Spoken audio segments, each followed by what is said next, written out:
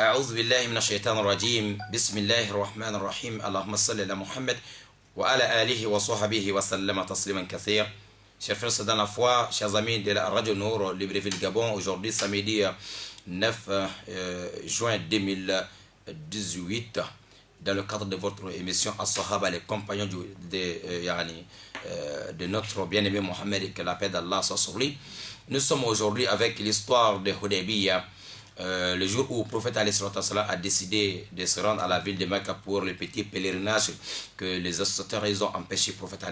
Vous allez bien écouter cette histoire et ça c'est la première partie de l'histoire. Deuxième partie, c'est après la signature de l'accord de la paix entre les musulmans et les associateurs et les jours de Hudaybiyah. Et machallah, vous allez bien comprendre beaucoup de choses et découvrir qui est Mohammed en réalité. C'est un homme de la paix, un homme de dialogue, masha'Allah. Vous allez comprendre dans cette histoire. On va enregistrer, je crois, première partie aujourd'hui.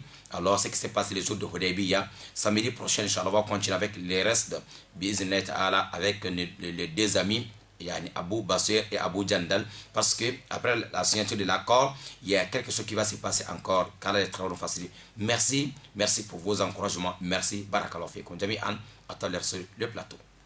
Alhamdulillahi Rabbil Alamin.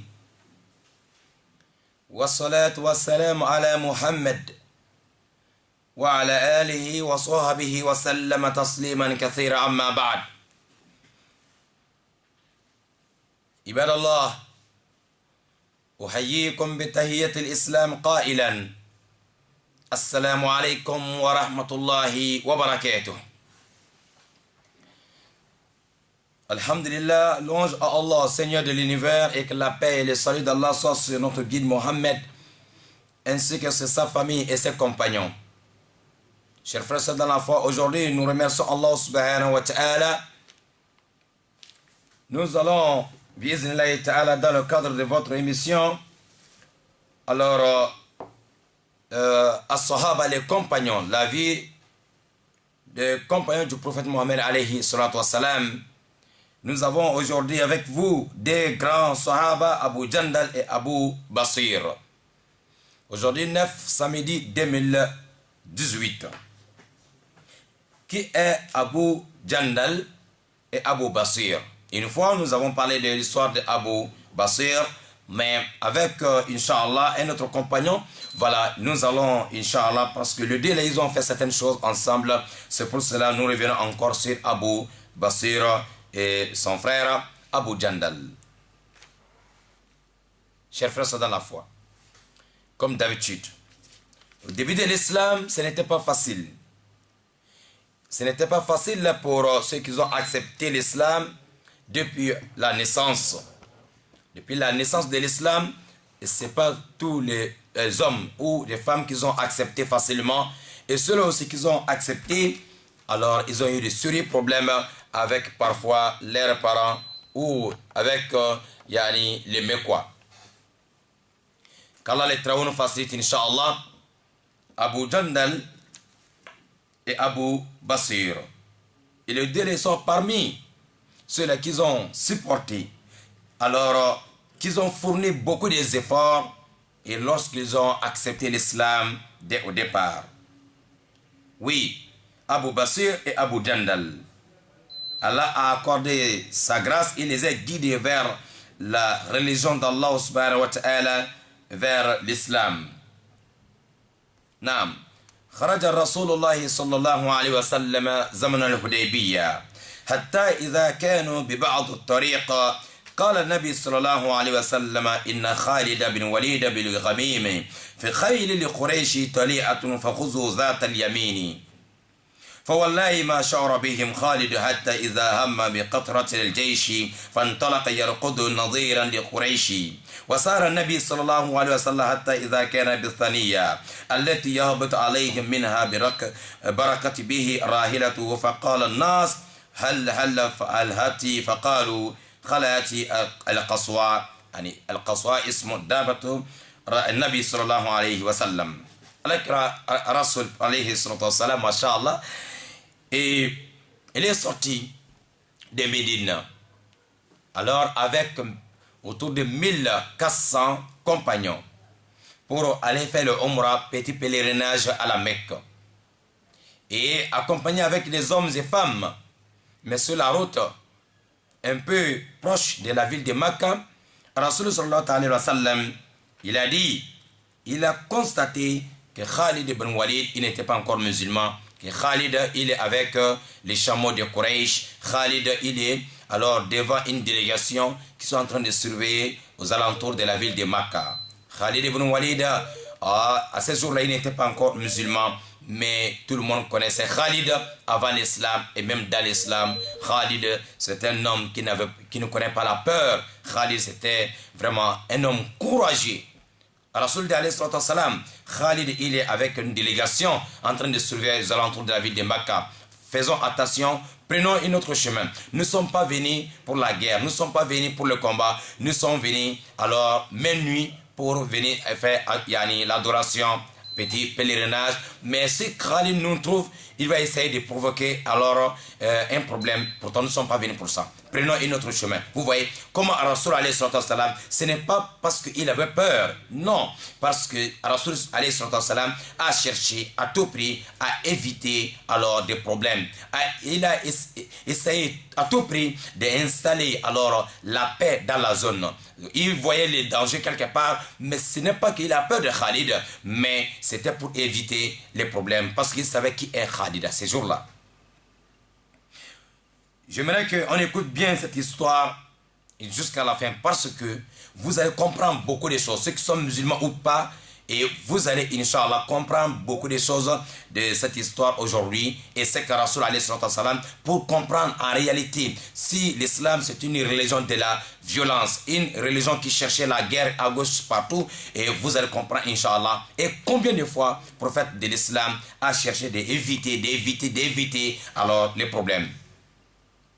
Vous voyez, il a dit aux musulmans de prendre notre chemin, parce que il y a alors Khalid qui est parmi les non-musulmans ces jours, qui n'étaient pas musulmans.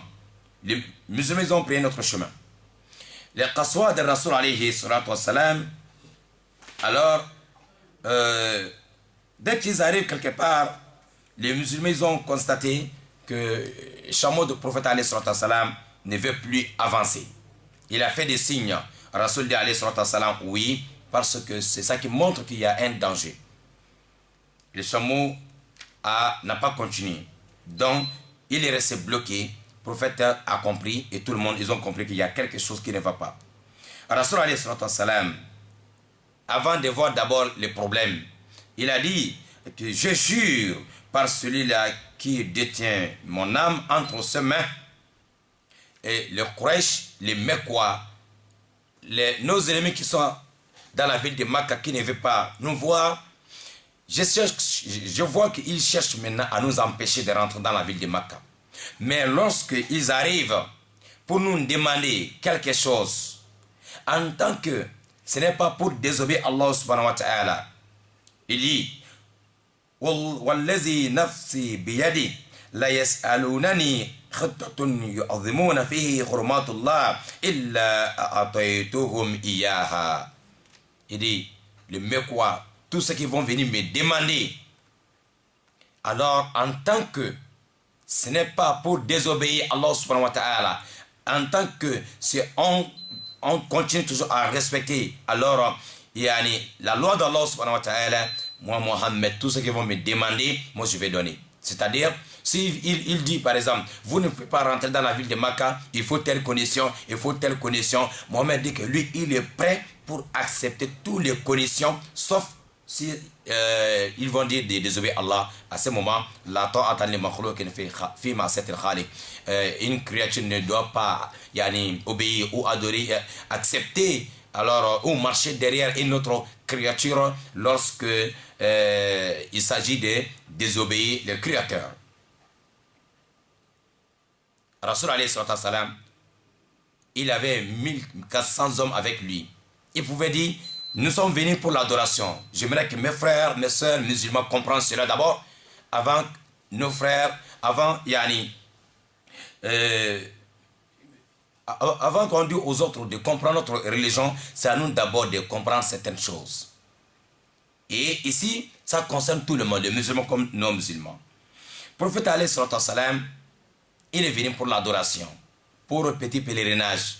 Mais il voit que les ennemis veulent lui empêcher de rentrer, d'aller faire l'adoration, d'aller dans la mosquée sacrée d'Allah. Pourtant, ils ont quitté de Médine. Ils regardent la distance dans le désert. La majorité sont à pied. Arrivé à la rentrée de la ville de Makkah, les ennemis veulent les empêcher. Mohamed dit qu'il est prêt pour accepter toutes les conditions. C'est-à-dire pour éviter les problèmes, pour éviter la guerre, pour éviter. Mais pourquoi Mohamed n'a pas dit on ne peut pas m'empêcher de venir faire mon adoration? On ne peut pas m'empêcher de venir faire le Umrah. S'ils font ça, je vais faire ça. Ou bien je vais demander à Allah de les maudire. Je vais demander à Allah de faire comme même. Mohamed n'a pas dit, il dit tout ce qu'ils vont me demander comme condition, je vais accepter. Allahu Akbar Kabira. Mohamed n'était pas un homme violent. L'islam, c'est la paix. Ahibati fillah. ثم زجرها فوثبت قال فعدل عنهم حتى نزل بأقصى الحديبية. Lorsque Rasoul a fini de dire ça, les chameaux, alors il s'est démarré encore. C'est-à-dire, l'animal avait refusé de continuer. Rasoul a compris les dangers et il a dit, bon, tout ce qui vont me demander comme condition, j'accepte. Et les chameaux a commencé à avancer. Jusqu'à arriver à un endroit qu'on appelle Al-Hudaybiyah. Là-bas, il y avait le problème même pour avoir de l'eau. Nam. Il y avait les problèmes pour avoir de l'eau. Ils sont venus se plaindre auprès du prophète alayhi salatu wassalam. Il a demandé à Allah subhanahu wa ta'ala. Il y avait un peu d'eau quelque part. Dieu a mis la baraka, la bénédiction dans cette eau. Et les gens, ils ont utilisé l'eau et masha'Allah. Aucun problème. Ahibati fillah. Et lorsqu'ils sont comme ça, فَبَيْنَمَا هُمْ كَذَلِكَ إِذِ جَاءَ بَدِيلُ بن ورقاء الخزاعي في نفر من قومه من خزاعة وكانوا عيبة نصح رسول صلى الله عليه وسلم من أهل التهامة فقال إني تركت كعب بن لؤي وعامر بن لؤي نزلوا أعدادا مياه الهديبية ومعه العوز المطافل وهم مقاتلوك وصادوك عن البيت فقال رسول الله صلى الله عليه وسلم إنا لم نجع لقتال أحد ولكننا جئنا مؤتمرين. الله أكبر. Et pendant que les musulmans sont comme ça, à Hudaybiyah, un endroit non loin de la ville de Makkah, voilà quelqu'un qui arrive, ce qu'on appelle Balil ibn Warqa. Il arrive, il vient de tribu Khuza'a, mais il n'avait pas, oui, même s'il n'était pas encore musulman, et c'était des gens qui sont, il n'y avait pas de problème entre eux et les musulmans. Donc, il est venu donner les bons conseils, averti le prophète Mohammed alayhi salam, c'est qu'il a vu alors des côtés de Quraysh.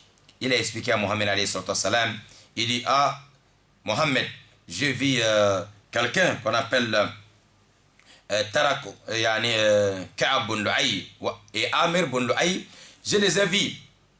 Alors, ils sont en train de préparer quelque chose. Ils vont t'empêcher de rentrer dans la ville de Makkah. Ils vont tout faire pour ne pas que tu rentres dans la ville de Makkah pour le petit pèlerinage.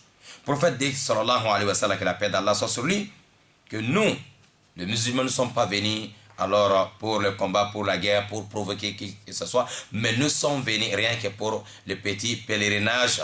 Nous sommes venus pour Umrah. Nous ne sommes pas venus armés, nous sommes venus la même nuit. Alors, le monsieur dit, ah, ce que je vais te dire, cela ne peut pas t'accepter de rentrer dans la ville de Makkah. Ahibati fillah. Et lorsque ils ont dit comme ça, le monsieur a dit comme ça, le prophète Mohammed alayhi salam, Rasoul dit, s'il vient me voir pour négocier quelque chose, je suis prêt. On va négocier tout, il n'y a pas de problème. Mais si il vient nous attaquer directement, sans chercher à négocier, sans chercher à savoir, nous on a le droit aussi de se défendre. Mais je peux les garantir que si les Quraysh viennent nous attaquer, nous sommes prêts pour accepter tout ce qu'ils vont nous dire, sauf on ne peut pas accepter de désobéir à Allah subhanahu wa ta'ala. Mais s'il s'agit de négocier pour ne pas qu'il y ait des problèmes entre nous, alors je suis prêt. Mais s'ils viennent nous attaquer sans chercher à savoir, et sans chercher à négocier quelque chose, alors ils vont regretter à jamais. Ils vont regretter. Donc Mohammed alayhi salam, il les a dit, même si nous sommes là la même nuit, on n'a pas venu avec les armes, mais lorsque les gens là, ils forcent de nous attaquer, ils vont regretter. Mais nous ne sommes pas venus pour ça, mais je suis prêt pour accepter tout ce qu'ils vont nous demander, subhanallah. Voilà, pour montrer aussi qu'il n'était pas peur, il n'avait pas peur, mais seulement c'est pour réserver la paix. Masha'Allah. Et c'est pour cela, le Badil, فقال سأبلغهم ما تقول قال فانطلق حتى أتى قريشا قال إنا جئناكم من هذا الرجل وسمعناه يقول قولا فإن شئتم أن نعرضه عليكم فعلنا فقال سفهاؤهم لا حاجة لنا أن تخبرونا عنه بشيء وقال ذوي الرأي منهم هات ما سمعته يقول قال سمعته يقول كذا وكذا فحدثهم بما قال النبي عليه الصلاة والسلام. Badil, il dit à Mohammed alayhi salam, je vais aller expliquer tout ce que tu viens de dire. Je vais aller dire ça aux Quraysh, que vous êtes prêts, vous n'êtes pas venus pour le problème, vous êtes venus pour le petit pèlerinage, mais vous êtes prêts pour accepter tout et négocier tout. Mais si les Quraysh vous attaquent, alors vous avez le droit de vous défendre et certainement ils vont regretter à jamais. Donc en tout cas, je vais transmettre ce message aux Quraysh. Quand Badil arrive chez les Quraysh maintenant, donc il dit, ce que je peux vous dire, j'étais à côté de cet homme-là tout de suite et ces hommes, ils m'ont dit des choses, si ça vous plaît, je peux vous expliquer ce qu'il a dit. Alors il y avait des gens parmi, voilà, qui sont un peu, qui ne réfléchissent pas bien, vite, ils ont dit non, on n'a pas besoin d'écouter une nouvelle venant de cet homme, alors nous sommes prêts pour l'attaquer. Ils ont commencé à faire bruit. Alors il y a d'autres collègues qui ont dit non, attention. Il faut d'abord écouter ce qu'il a dit. Il ne faut pas rejeter d'abord tout. Et le Badil, il les a expliqué ce que Mohammed a dit, sallallahu alayhi wa sallam. À ce moment, le Urwa ibn Mas'ud, lui, il dit, Ayu qawmun alastu bi walid. Lui, il a pris la parole, Urwa ibn Mas'ud. Maintenant, il les a dit que ce que je vois dans cette affaire, il faut alors d'abord trouver un plan, essayer d'envoyer quelqu'un aller voir Mohammed. On va voir et ce qu'il a dit à cet homme, si c'est la même chose ou si on peut négocier quelque chose. Maintenant, alors ils ont tracé leur plan, ils ont donné à Suhail ibn Amr. Suhail, lui aussi, n'était pas encore musulman. Suhail, il arrive. Dès que Suhail, le prophète Mohammed il a vu Suhail, il dit, il dit, Masha'Allah, je vois qu'Allah est en train de faciliter les choses parce qu'ils ont envoyé quelqu'un pour venir négocier. Muammar, il dit, قال الزهري في حديثه فجاء سهيل بن عمرو فقال هاتي اكتب بيننا وبينك كتابا فدعا النبي صلى الله عليه وسلم الكاتب فقال النبي صلى الله عليه وسلم بسم الله الرحمن الرحيم فقال سهيل أما رحمن فوالله لا أدري ما هي ولكن اكتب باسمك اللهم الله أكبر كما كنت تكتب فقال المسلمون والله لا نكتبها إلا بسم الله الرحمن الرحيم فقال النبي صلى الله عليه وسلم اكتب باسمك اللهم الله أكبر. Ahibati fillah, quand Suhail ibn Amr arrive, c'était un papa, il arrive pour négocier. Il dit à notre bien-aimé Mohammed, que la paix d'Allah soit sur lui, il dit Mohammed, je veux qu'on a un accord entre nous. Donc il faut écrire quelque chose entre nous, nous et vous les musulmans. Comme ça, on va dire ce qu'on est tombé d'accord. Donc tout le monde doit respecter cet accord, accord de la paix. Ils viennent maintenant négocier quelque chose. Alors, c'est Mohammed, il dit à Mohammed d'écrire ce que lui il propose. Le prophète lui-même n'écrivait pas.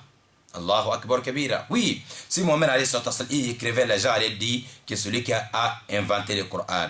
Ils ont même déjà dit, depuis à l'époque de Mohammed lui-même, que la paix d'Allah soit sur lui. Mais ils ont constaté que Mohammed n'écrivait pas. Il a appelé son secrétaire, ceux qui écrivaient. Il dit, bon non, maintenant écrit. Lui, il dit, voilà, il est en train de dicter maintenant. Voilà, l'autre est en train de noter. Il y a d'autres qui disent que c'est Ali ibn Abi Talib qui notait à ces jours-là. Mais ici, ce n'est pas précisé, mais il y a un autre livre, Inch'Allah, j'avais vu que c'était Ali ibn Abi Talib qui écrivait, si c'est le cas. Cheikh, Rasoul dit quoi? Ça commence toujours, vous savez, les musulmans commencent toujours avec Bismillahirrahmanirrahim. Rasoul dit maintenant d'écrire Bismillahirrahmanirrahim, qui signifie au nom d'Allah, le miséricordieux, le très miséricordieux. Et quand il a dit Bismillah, au nom d'Allah, Ar-Rahman, le miséricordieux, Ar-Rahim, le très miséricordieux. Le Suhail l'a envoyé des associateurs, il a dit Amma Rahman, Fawallahi la adri ma hiya. Il dit non, Mohammed, déjà il y a une erreur. Le mot Ar-Rahman là, il faut enlever ça parce que moi, Suhail, je ne connais pas ce qu'on appelle Ar-Rahman, c'est-à-dire le miséricordieux. Allahu Akbar. Ennemi d'Allah, à ce jour, il dit à l'envoyé d'Allah que Rahman, que tu viens de dire, moi je ne connais pas ça. Enlève-moi le mot là. Subhanallah. Chers frères dans la foi, écoutez bien. Un musulman n'est pas violent. Mohammed, on dit d'enlever le nom d'Allah ici. Bismillahi ar-Rahman, il dit, il ne veut pas entendre le mot ar-Rahman parce que lui, il ne connaît pas ça. Il ne reconnaît pas Rahman. Il dit maintenant, lui-même, il va dire à Mohammed ce qu'on doit écrire. Il dit maintenant, Uktub bismika Allahumma. Il dit tout ce que tu viens de dire là, Bismillahirrahmanirrahim, enlève ça parce que moi je ne connais pas ça, mais il faut écrire bismika Allahumma. Mais quand on regarde, la hawla wa la quwwata illa billah, alors, ce que Mohammed a dit, Bismillahirrahmanirrahim, au nom d'Allah, les miséricordieux, les tout miséricordieux. Celui-là, il a dit qu'il ne fait pas ça. Mais il propose un autre mot à Mohammed qui donne toujours la même signification. Allahu Akbar. Sinon, Mohammed n'allait pas accepter. Mais ça donne toujours la même signification. Mais lui n'a pas vu ça. Il dit maintenant à Mohammed, il dit Bismika Allahumma. Il faut écrire Bismika Allahumma. Allahu Akbar. Ce qui veut dire par ton nom, ô Seigneur. C'est qui? Toujours c'est Bismillah ar-Rahman ar-Rahim. Au nom du Seigneur. Voilà.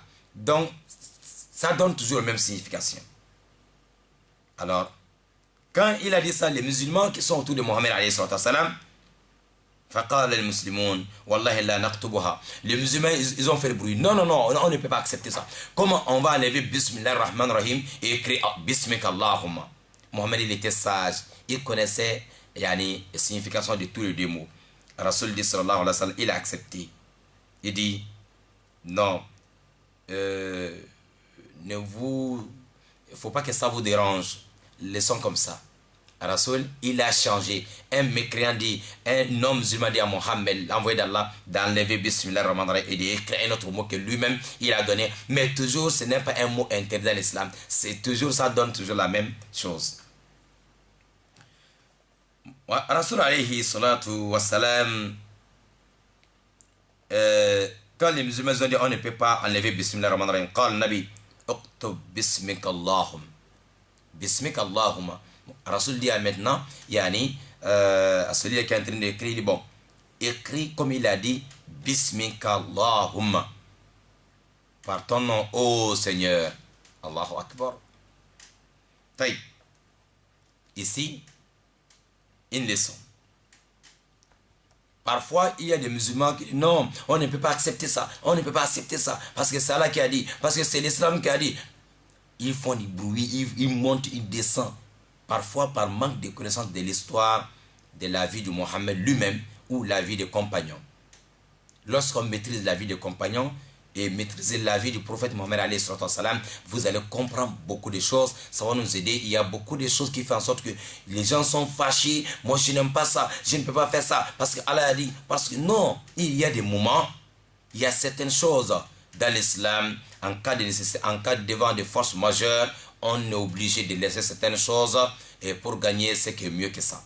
Oui, en vouloir de forcer certaines choses, parfois certaines petites choses, et tu peux alors causer un autre problème qui va t'empêcher même d'appliquer les petites choses que tu es en train de lutter. Donc, il faut faire attention. Un musulman doit être toujours sage, intelligent. Le prophète alayhi salatu wassalam, il était comme ça. Chers frères, dans la foi, Mohammed a accepté ici. On va continuer. Deuxième phrase. Il a dit, Mohammed dit maintenant d'écrire هذا ما قضى عليه محمد رسول الله. Voilà, il dit, ça c'est écrit ceci. Voici ce que Mohammed, l'envoyé d'Allah, a décrété. Voici ce que Mohammed, l'envoyé d'Allah, a décrété, a décidé de faire. Le Suhaïl, faqala Suhaïl, le vieux Suhaïl, qui n'était pas toujours musulman, l'envoyé des accusateurs, il dit encore, Mohammed, il y a encore quelque chose dans la deuxième phrase. Allahu Akbar Kabira. Masha'Allah. Il dit à Mohammed, meilleure créature d'Allah, il y a une erreur. Mohammed, il dit à Mohammed, quelqu'un qui est en train d'adorer les idoles tous les jours, il dit à l'envoyé d'Allah que de dire Mohammedou Rasulullah, Mohammed l'envoyé d'Allah, que c'est une erreur. Il faut changer encore ce mot-là. La hawla wa la quwwata illa billah. Chers frères, c'est dans la foi. Nous les musulmans, on doit copier. Vraiment, on doit apprendre la vie de Mohammed alayhi salam. Ça va nous aider. Beaucoup de choses qu'on est en train de... Non. Wallahi, si on maîtrise la vie de Mohammed alayhi salam, on ne doit pas avoir tous ces problèmes-là autour de nous. Vous savez, tout ce qu'ils ont fait en sorte qu'on est en train de manquer de respect à l'islam et aux musulmans aujourd'hui. Que les musulmans sont mal vus aujourd'hui. Et ce sont des gens qui n'ont rien maîtrisé, qui ne connaissent rien dans la vie du prophète alayhi salam, qui ne maîtrisent rien de tout, de rien de l'islam, qui se peut-être un peu, voilà, qui se met sur la route pour faire des dégâts au nom de l'islam ou au nom de on ne sait même pas quoi. Et lui-même, en réalité, il ne maîtrise rien dans l'islam. Il ne maîtrise pas, il ne connaît pas ce qu'il est en train de faire. Regardez Mohammed, un homme musulman, qui sont en train d'empêcher les musulmans d'aller faire les petits pèlerinages. Le prophète n'a pas fait la guerre parce qu'on m'a empêché d'aller faire le Umrah. Il n'a pas fait les problèmes. Il est en train de négocier. Mais chaque phrase, les ennemis disent que non, il y a des erreurs, il faut changer tel mot. La hawla wa la quwwata illa billah. Maintenant, le prophète alayhi salatu wassalam, il a dit, lorsqu'il a dit Mohammed Rasulullah, Mohammed l'envoyé d'Allah, Suhail dit non. Wallahi, law kunna na'lam annaka Rasulullah, ma sadadnaka anil bayti, wa la qatalnaka, walakin uktubu Muhammad bin Abdullah. La hawla wa la quwwata illa billah. Suhail, il dit à Mohammed, il faut enlever Rasulullah. Il faut enlever Rasulullah, messager d'Allah, l'envoyé d'Allah. Il faut enlever ce mot-là. Parce que nous, on ne reconnaît pas ça. On ne reconnaît pas que toi, tu es envoyé par Allah, que toi, tu es un envoyé de Dieu. Nous, on ne reconnaît pas ça. Si nous, on reconnaissait ça, si on savait qu'en réalité, si on sait vraiment que c'est Dieu qui t'a envoyé, est-ce qu'on peut avoir les problèmes? Est-ce qu'on peut t'empêcher d'aller faire l'adoration dans la maison de Dieu? Il savait que la maison là appartient à Allah, le Créateur. Il savait. Mais ils ont dit, si on savait, si nous, on reconnaît que Dieu, le propriétaire de cette maison, celui qui t'a envoyé en réalité, comment on peut t'empêcher? Mais nous, on ne connaît pas ça. Nous ne sommes pas convaincus que Dieu t'a envoyé. Parce que tu es né devant nous. Tu gardais les moutons, après tu étais commerçant, en pleine journée tu nous dis que tu es messager d'Allah. Mohammed, il faut enlever le nom, ce mot-là en disant Rasulullah, l'envoyé d'Allah. Mais il faut écrire ce que nous tous on connaît, ce que tout le monde reconnaît, que toi tu es Mohammed, fils d'Abdallah. Il faut écrire Mohammed ibn Abdallah, Mohammed, fils d'Abdallah. Mais Mohammed, messager d'Allah, c'est ça qui nous cause beaucoup de problèmes. Sinon, si tu disais que tu es Mohammed, le fils d'Abdallah, tout le monde connaissait ton père, il n'y a pas de problème. Il faut écrire là où il n'y a pas de problème. Mais là où il y a le problème, c'est Tu as dit que Allah t'a envoyé. Nous, on ne reconnaît pas ça. La hawla wa la quwwata illa billah. Chers frères, c'est dans la foi, mon frère, ma soeur qui m'écoute. Ma tante, mon oncle, ça c'est Mohammed alayhi salam. Mon frère qui n'est pas musulman, qui est en train d'écouter cela. C'est ça Mohammed. Il n'est pas fâché. Pourquoi on dit qu'il n'est pas messager d'Allah? Il n'est pas fâché. Il est toujours souriant, content.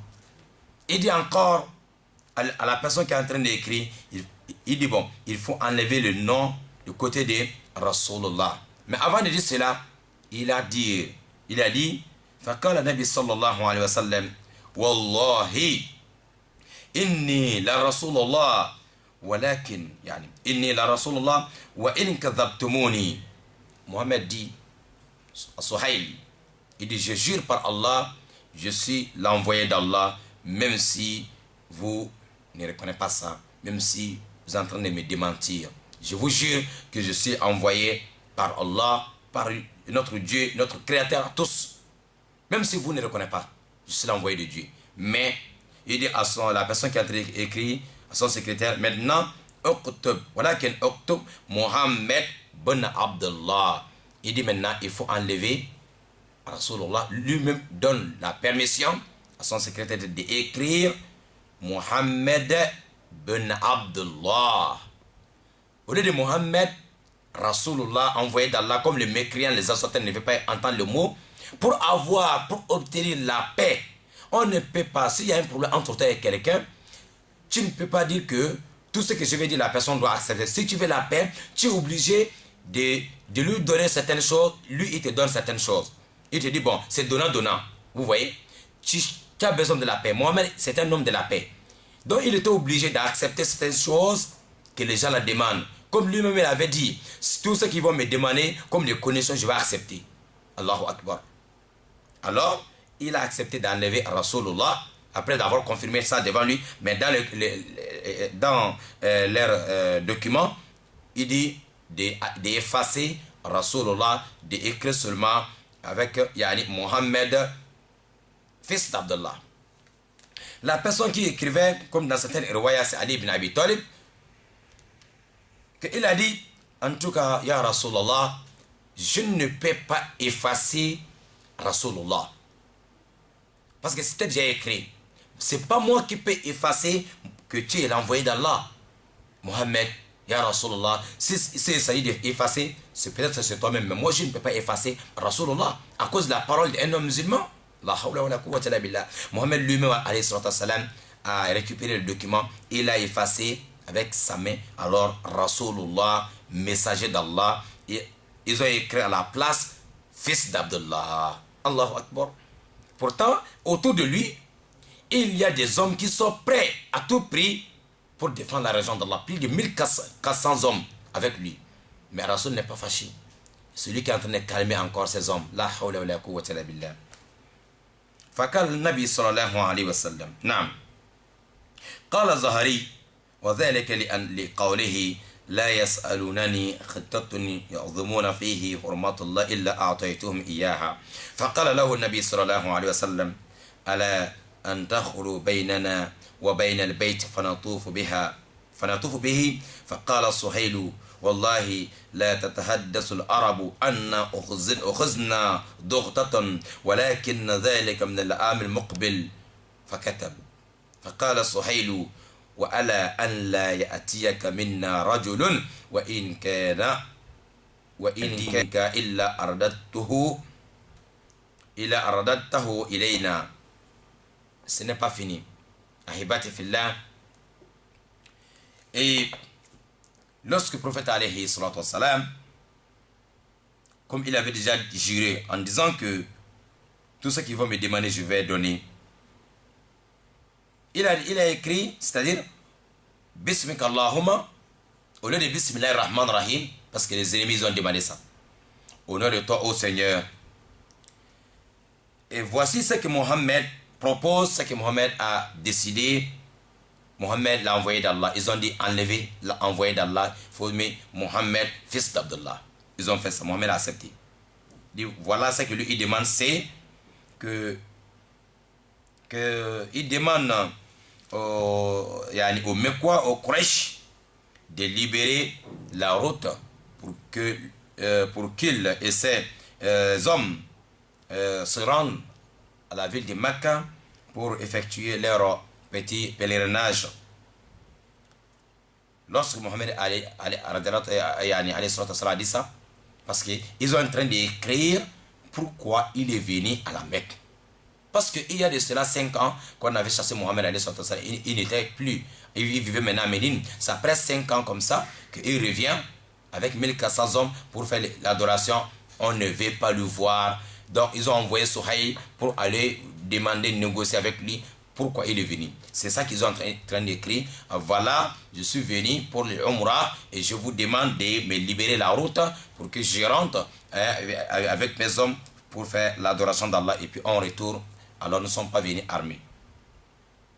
Le Souhaïl, il dit non. Il dit, je jure par Allah, on ne veut pas que les Arabes, le pays voisin, nous disent que non, Mohammed alors vous avez eu peur de Mohammed et Mohammed, vous avez chassé Mohammed, mais quand il est venu avec beaucoup de hommes, vous avez eu peur de lui, alors il est venu rentrer dans la ville de Makkah, faire l'adoration et vous êtes faible. Donc, c'est-à-dire, ils ont empêché Mohammed de rentrer dans la ville de Makkah.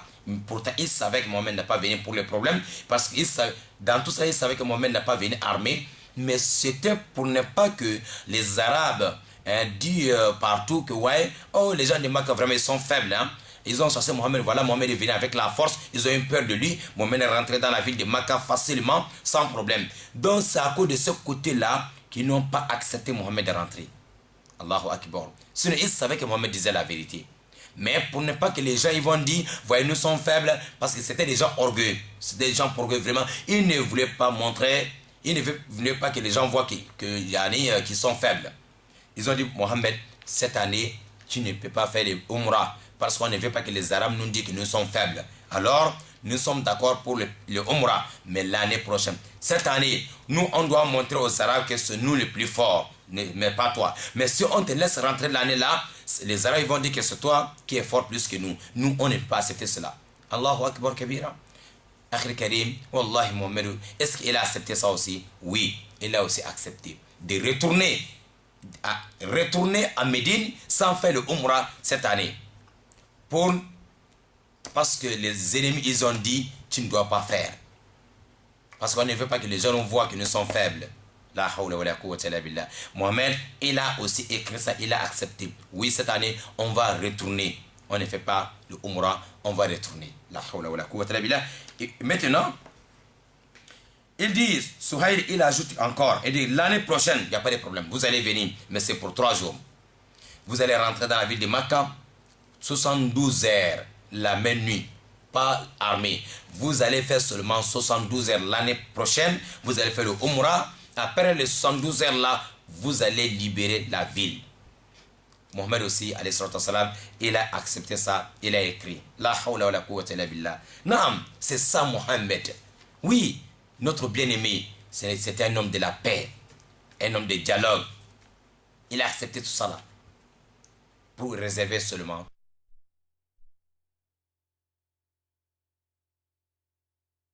Mais, pendant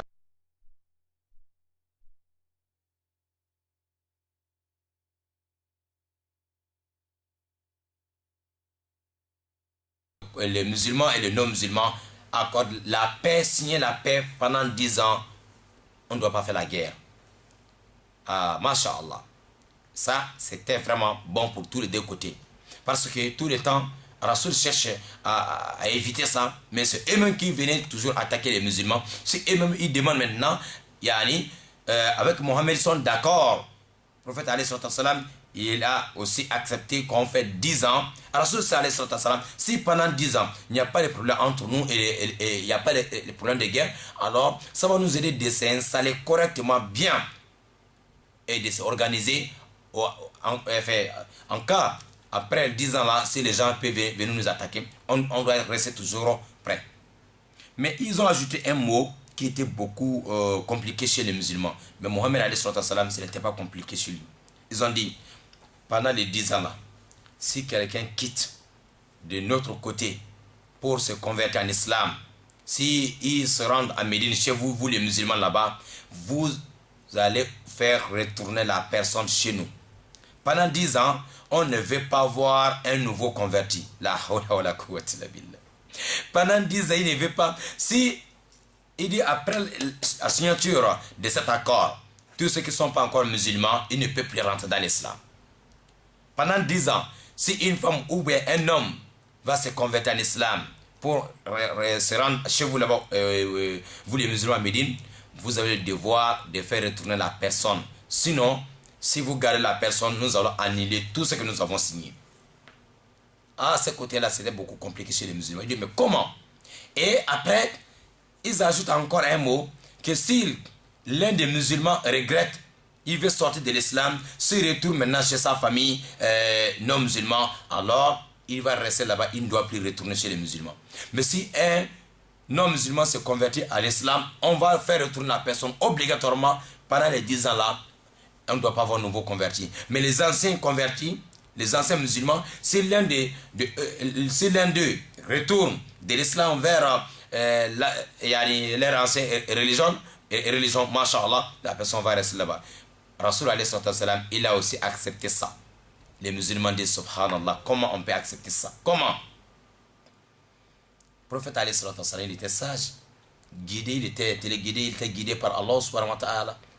Oui, chers frères dans la foi, nous allons bi'iznillahi ta'ala et continuer samedi prochaine avec Yani et cette histoire. C'est très utile et très important. Alors on ne veut pas sauter quelque chose. Nous allons expliquer et clairement pour que les uns et les autres encore continuer à faire des recherches sur Mohammed, au lieu de continuer, au lieu de dire des choses sur le prophète alayhi salam sans la connaissance, ou des musulmans aussi qui ne maîtrisent pas beaucoup sur la vie de Mohammed, qui sont là toujours non, on ne doit pas dire tout non. Oui, il y a des moments où il faut accepter certaines choses. Voilà, qu'Allah nous facilite, Inch'Allah. Donc nous allons continuer samedi prochain, voir après la signature de cet accord, nos deux amis Abu Jandal et Abu Basir, voilà leur rôle. Yani, c'est ça qu'on va commencer. Parce que le moment où ils sont en train de signer l'accord, voilà quelque chose qui va se passer. Yani Abu Basir et Abu Jandal. L'histoire va continuer avec les deux là. Et vous allez comprendre, Inch'Allah Ta'ala, si Allah les travaux nous facilite, s'il nous donne, Inch'Allah, une longue vie, il nous garde jusqu'à samedi prochain. Nous allons continuer. Restez connectés sur la zone de 95 FM Gabon Libreville, Radio Nour, qui est là toujours pour vous informer, voilà, pour bien maîtriser votre religion, ou pour aider aussi les uns et les autres de bien maîtriser, de connaître vraie l'image de l'islam. Inch'Allah. Merci et merci à vous tous, Inch'Allah. Merci au Conseil supérieur des affaires islamiques du Gabon et à la direction générale de la radio et télé Nour du Gabon. Et merci à tous nos auditeurs et auditrices et à la, Inch'Allah, derrière la vitre, tous nos techniciens. Merci, barakallahu fikum. Inch'Allah, c'était votre frère ici, Inch'Allah, Bakar Siddiq Sangari. À la prochaine. Barakallahu fikum jami'an. Ça y est, alhamdulillah rabbil alamin. Chers frères dans la foi, comme vous avez regardé la vidéo jusqu'à la fin, restez connectés, abonnez-vous sur notre chaîne depuis YouTube, Imam Abakar Siddiq Sangare. Abonnez-vous pour que, Inch'Allah, toutes ces histoires, vous allez, Inch'Allah, continuer à nous suivre, Inch'Allah. Tout ce qu'on met, voilà, vous allez toujours être notifié directement. Abonnez-vous, Inch'Allah, ou notre page aussi sur Facebook, Imam Abakar Siddiq Sangare officiel. Vous allez trouver tous nos vidéos. Qu'Allah les travaux nous facilite, Inch'Allah. Si vous avez des questions ou vous voulez, Inch'Allah, nous donner aussi des conseils pour, Inch'Allah, bien faire cette affaire-là et pour encore avancer, vous allez nous contacter sur 00241 07 24 86 86 00241 07 24 86 86, le même numéro que vous voyez juste à la fin de cette vidéo. Mashallah, merci, barakallahu fikum jami'an. Merci au Conseil supérieur des affaires islamiques du Gabon. Barakallahu fikum jami'an.